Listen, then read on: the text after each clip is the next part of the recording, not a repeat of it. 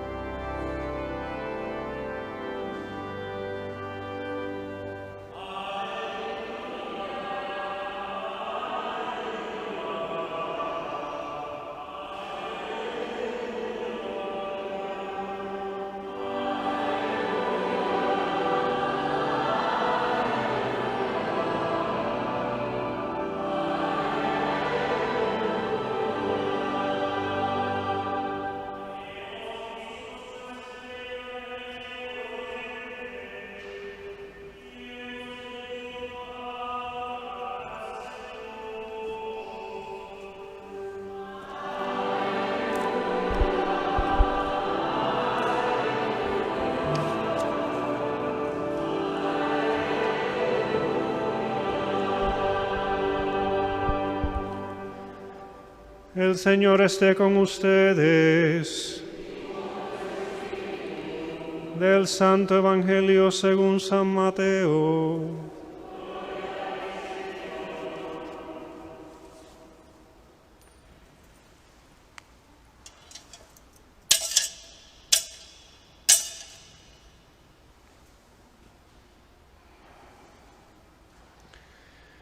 Jesús nació en Belén de Judá, en tiempos del rey Herodes.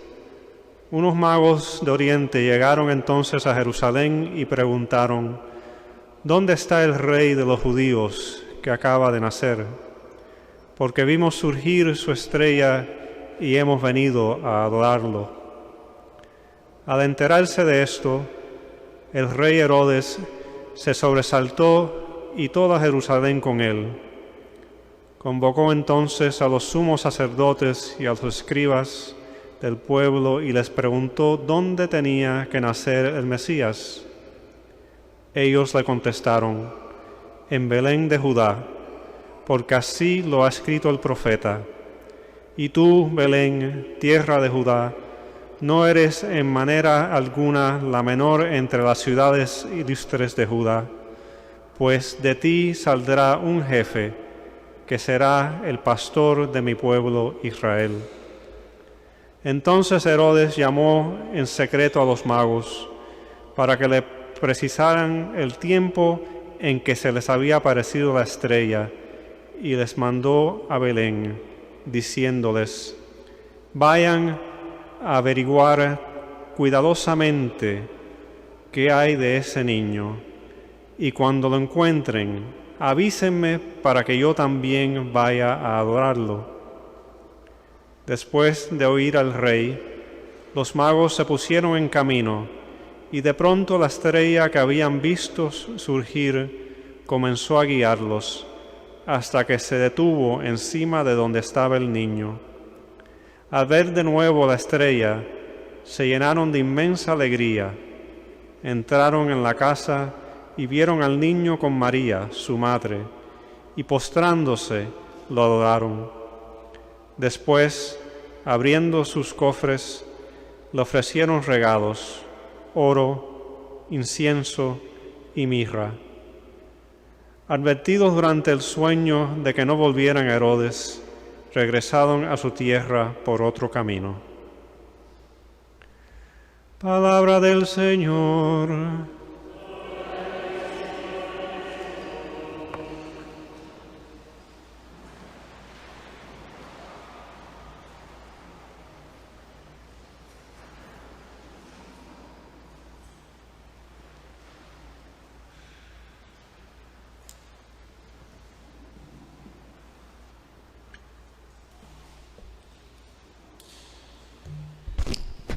En estos días estaba escuchando una entrevista a una chica española.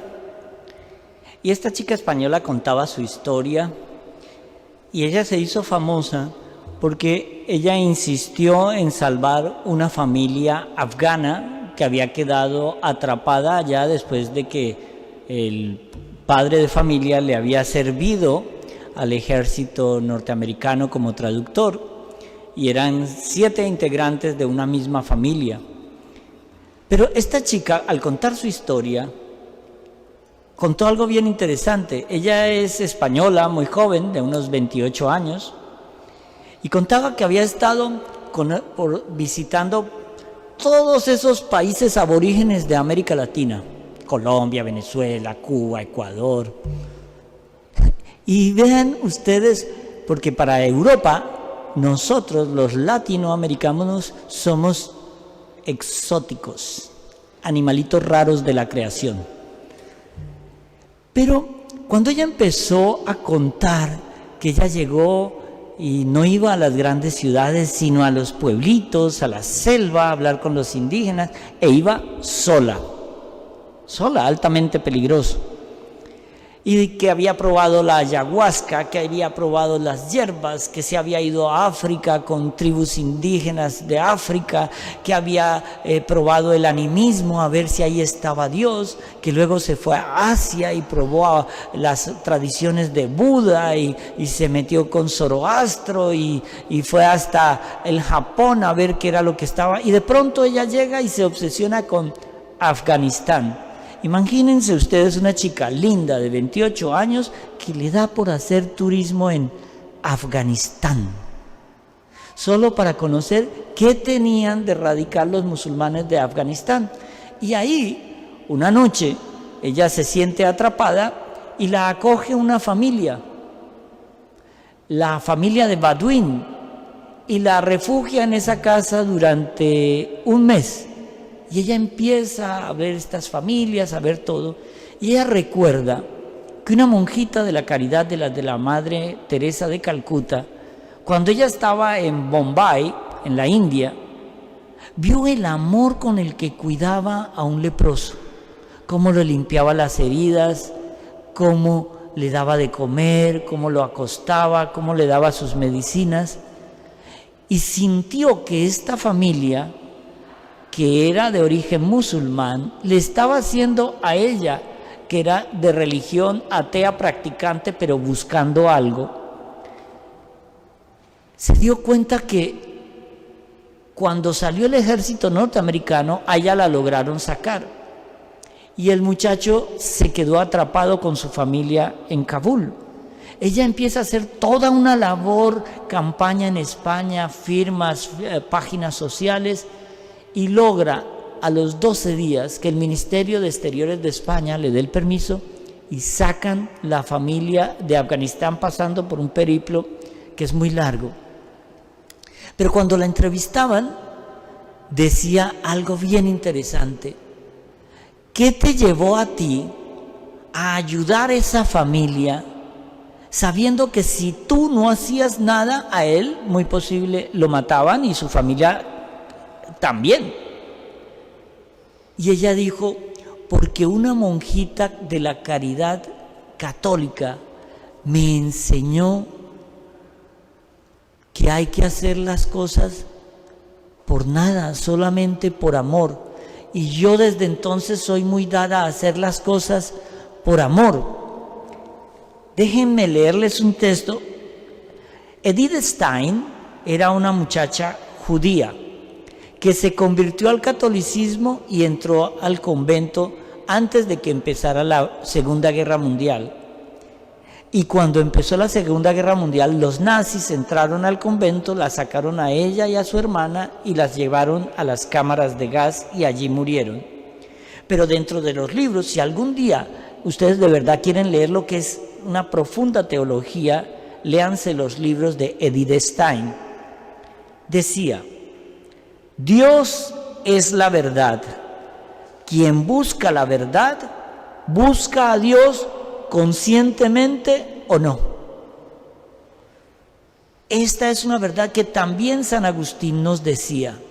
San Agustín fue animista, fue maniqueísta, fue espiritista, fue filósofo, fue de todo, hasta que conoce al obispo de Milán, San Ambrosio, y le muestra y lo evangeliza con un ejemplo, ayudando a un pobre por nada. ¿Qué nos dice el Evangelio hoy? Estos magos, en la Biblia los conocemos como magos, hay Biblias que los traducen como sabios, hay Biblias que los traducen como astrólogos, pero mire, en el siglo XX es el siglo donde se puso a la fe en contra de la ciencia, de la razón, los puso en contra, y no nos hemos dado cuenta que para creer tenemos que usar la cabeza, pero no solamente la cabeza, sino la fe, porque es imposible creer de verdad si no usamos nuestro cerebro. Entonces, estos magos nos enseñan, eran sabios. Vamos a ver la definición perfecta del Evangelio de hoy, acorde con el griego. Dice: ellos han visto a su estrella levantar. El término levantar en griego es anatolé. Significa, sin artículo, el oriente, el levante en español. Acuérdese, llamamos levante por donde sale el sol, llamamos poniente por donde se pone. Ahora, pero el texto en griego hay un artículo que significa surgir un verdadero y propio astro. O sea, no solamente la estrella salía de levante, sino que tenía vida por sí mismo. Esa es la parte de los astrólogos. Vieron ese cometa, planeta, asteroide, ovni, llámelo como le dé la gana. Pero ellos interpretan en la ciencia eso y se unen para seguir eso, porque la fe interior les decía que algo estaba pasando. Y dice, la confirmación de esto nos viene dada por el texto bíblico. Surgirá un astro de Jacob y se levantará un hombre de Israel. Números 24. Es interesante anotar que esa estrella que los guió a ellos fue visible hasta que ellos se acercaron a Jerusalén. Cuando ellos entran en Jerusalén, la estrella desaparece y solo la vuelven a encontrar cuando salen de Jerusalén. Eso es lo que nos dice el texto. ¿Pero qué significa esto?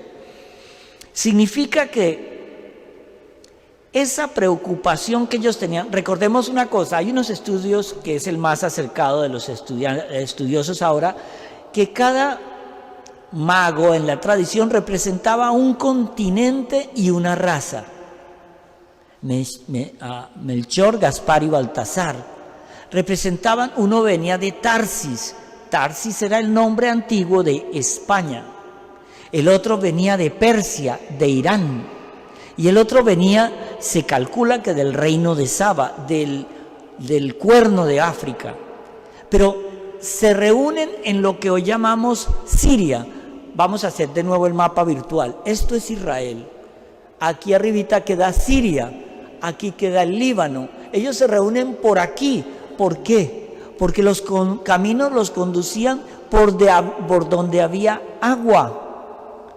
Acordémonos, en aquella época tú viajabas en camello o en caballo o a pie, pero tú no podías estar lejos de una fuente de agua porque te morías.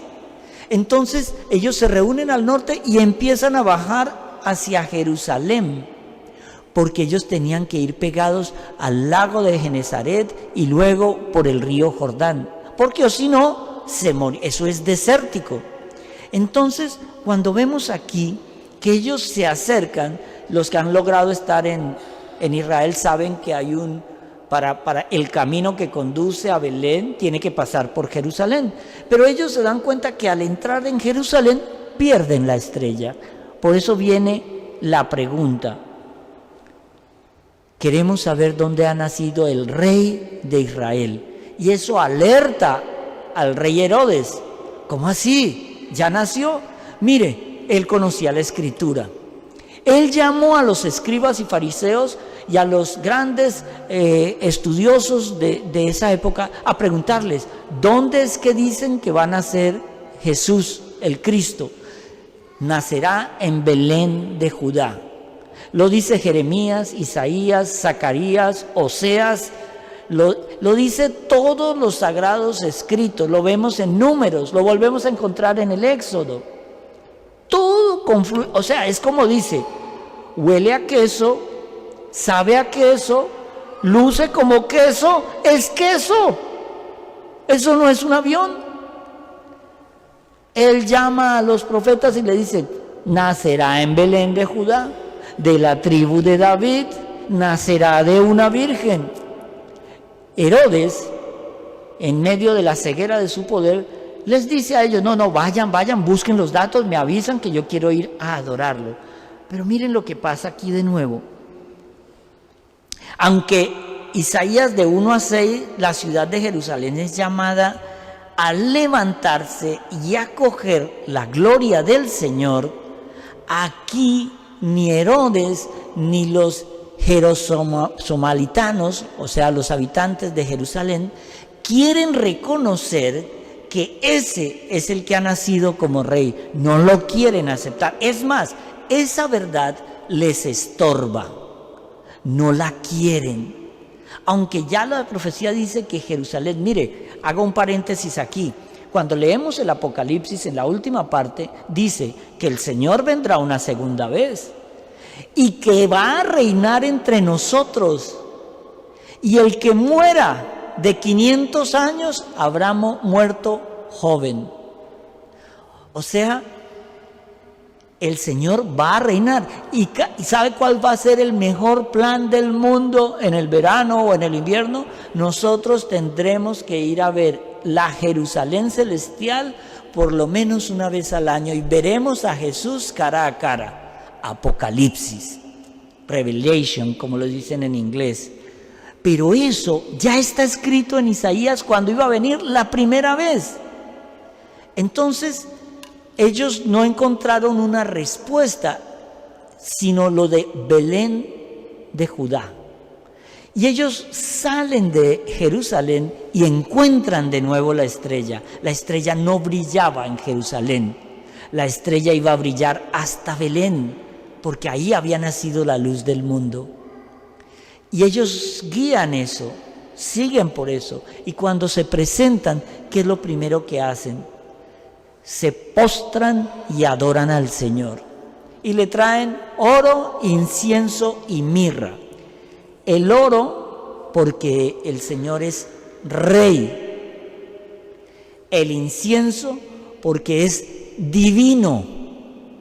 Y la mirra, porque es humano. Recordemos, Jesús no es miti-miti, no es 50% humano y 50% divino, no, es 100% divino y 100% humano. ¿Cómo funciona eso? No se pregunte, acéptelo, fe. Ya está. Pero cuando entendemos esa conjunción, ¿por qué le llevaban mirra? Porque la mirra era una especie de ungüento aceitoso en el cual ungían a los cadáveres para envolverlos antes de depositarlos en la tumba. La mirra seca la carne e impide que se pudra. Eso lo hacía humano. Pero cuando ellos reciben esta mensaje, recordemos que la Biblia nos dice que también llamó a los pastores para que vinieran a adorar al Señor. ¿Por qué llama a los más intelectuales con fe y llama a los pastores que eran considerados como seres sin importancia, medio bestias, ciudadanos de quinta categoría? Pero es a ellos a los que se les revela la luz. Es aquí cuando recordamos esa bella encíclica, Fides et Ratio, Fe y Razón, que es una de las últimas encíclicas de San Juan Pablo II. No podemos llegar a la fe sino a través del uso de la razón, pero tampoco podemos tener solamente razón, porque fe pura sin razón se convierte en fanatismo. Razón pura sin fe se convierte en puro materialismo dialéctico. Y es una la que me hace descubrir a la otra. Pero aquí nos recuerda una cosa, es solamente a través de la oración que el Señor nos regala el don de la fe. La fe no es un derecho, la fe no es una decisión de tu voluntad, la fe es el resultado de la oración y de tu relación con Dios. Y es en ese trabajo arduo de la oración cuando entendemos con razón cómo funciona la fe. Cuando el verano pasado visitábamos a Bolzano, donde está el milagro eucarístico de Orvieto, o los que han tenido la oportunidad de ver la sangre de San Genaro, ustedes pueden explicar que la sangre de San Genaro lleva algo así como 1000 y pico de años, que cada Semana Santa ese pedazo de hostia o esa carne coagulada o seca empieza a producir sangre y se vuelve líquida. Báileme ese trompo en una uña. Explíquemelo. Es fe. Cuando nosotros vemos todo lo que han hecho, ¿para qué me sirve a mí que Isaías 60 me hable de las profecías que se nos van a revelar? ¿Para qué me sirve a mí que en la segunda lectura vemos cómo es que funciona la fe? Pero sobre todo, ¿para qué me sirve en el Evangelio de hoy que me expliquen que hay 3 magos locos que se fueron un día, cogieron y vámonos que hay que adorar a alguien? ¿Para qué me sirve a mí hoy? Mire, fe y razón van juntos. En la Biblia nos explica el Logos. Esta mañana cuando veía la explicación del Logos por el obispo auxiliar de Los Ángeles, Monseñor Barron, era hermosísimo entender qué es el Logos. El Logos en griego es razón de ser. Ese es el Logos. Toda ciencia, la lógica, termina con esa terminación del Logos, el estudio de algo. El filólogo, el que estudia el pensamiento, ese logos es la palabra, porque lo vemos en el Génesis, lo vemos en el Evangelio de Juan. En el comienzo la palabra era Dios y estaba con Dios. Por eso nuestra razón de ser está en Dios. Sin Dios perdemos la razón de ser. Esta niña española decía que ese viaje, probar todas las religiones, solo le había descubierto una cosa, que la Iglesia Católica tiene el logos, tiene la razón de ser. Y cuando veíamos cómo funcionaba ese logos, es cuando entendemos en la Eucaristía. Hoy, cuando vemos que se hace la consagración en la mesa del altar, nuestra razón ve una hostia, nuestra razón ve una copa de vino, pero la fe hace que opere el milagro del Espíritu Santo que llamamos transustanciación. Eso es lo importante que tenemos que reconocer. Hoy todos hemos venido aquí a adorar como los Reyes Magos, a decirle al Señor: gracias, te adoro y te acepto como mi Rey y Salvador. Eso es lo que hacemos hoy en el domingo de la Epifanía. Venir a decirle al Señor: Señor, he estado muy apartado de ti, he estado ocupado en cosas del mundo, pero los sufrimientos de la vida siempre traen a la iglesia. Cuando vemos que se sufre una catástrofe, la pérdida de un familiar o una enfermedad, ¿qué es lo primero que hace la gente? Vuelve a la iglesia. Cuando vemos que tenemos carencia de algo, ¿qué es lo que hacemos? Volvemos a la iglesia. Se cura el problema, nos olvidamos de la iglesia. Y la iglesia somos todos, no es solamente el cura. Entonces, es muy importante que, sobre todo hoy, cuando vengamos a adorar, sepamos que en la Eucaristía está el Señor en su presencia real. En el milagro eucarístico de Orvieto, es ese cura que eleva la hostia y dice mentalmente: Señor, yo no creo en esto, y esta es mi última misa, hoy me retiro porque no puedo seguir hablando de algo en lo que no creo. Es en ese momento, hace unos 1200 años, que ese pedazo de hostia o pedazo de pan se le convierte en un pedazo de carne perteneciente al miocardio, al corazón, y empieza a sangrar las manos, su sotana, el altar, el baldosín. Aún hoy, 1200 años después, los que van a Bolzano ven que el baldosín fue arrancado porque están las manchotas de sangre. 1200 años después. El Señor en los milagros eucarísticos nos dice, es real.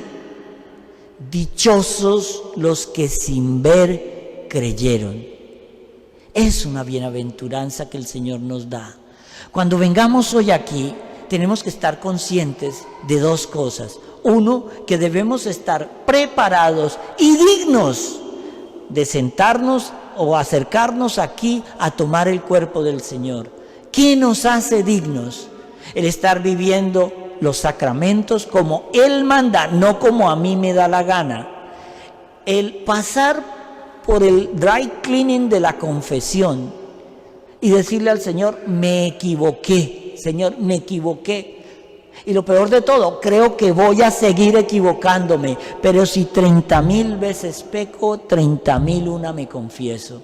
Porque el Señor lo que quiere de nosotros es reconocimiento de nuestro nada, de nuestro no logos, para reconocer solamente la razón de ser en Él. Cuando nos acerquemos a la Eucaristía, no vengamos con las manos en los bolsillos o con los brazos así como quien dice, a ver, deme la galleta. Eso no es. Vengamos con toda la referencia, con toda la reverencia del mundo. Si lo vamos a tomar en la boca, abramos la boca, saquemos la lengua y dejemos que lo ponga el ministro. Si lo vamos a recibir en la mano, una mano va aquí, la otra va debajo. Cuando ya el sacerdote se la ha puesto, usted con esta mano la coge y la consume delante del ministro. No se la lleva de souvenir a la butaca donde está sentado, la consume ahí. ¿Por qué? Porque hay muchos que vienen como a quitársela a uno, parecen una serpiente y se cae. Eso es falta de reverencia. Entendamos de una vez por todas que nos estamos comiendo a Dios y hay que respetarlo. Comportémonos como los Reyes Magos. Cuando veamos la presencia real en la Eucaristía, ¿qué hicieron los Reyes Magos? Se postraron y adoraron y reconocieron al Rey de Israel. El Rey de Israel, el Rey Salvador, nos regaló este milagro que se llama la Eucaristía y que solo lo tiene única y exclusivamente nuestra Iglesia Católica. Y ese regalo de la Eucaristía, ese regalo de la presencia del Señor, hay que respetarlo y nos acercamos con dignidad. Si yo siento que no estoy preparado, me acerco y recibo esa comunión espiritual poniendo los brazos así y el sacerdote le da la bendición.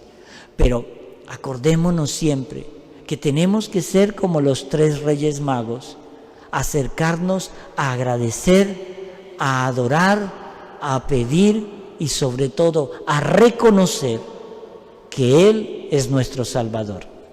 Amén.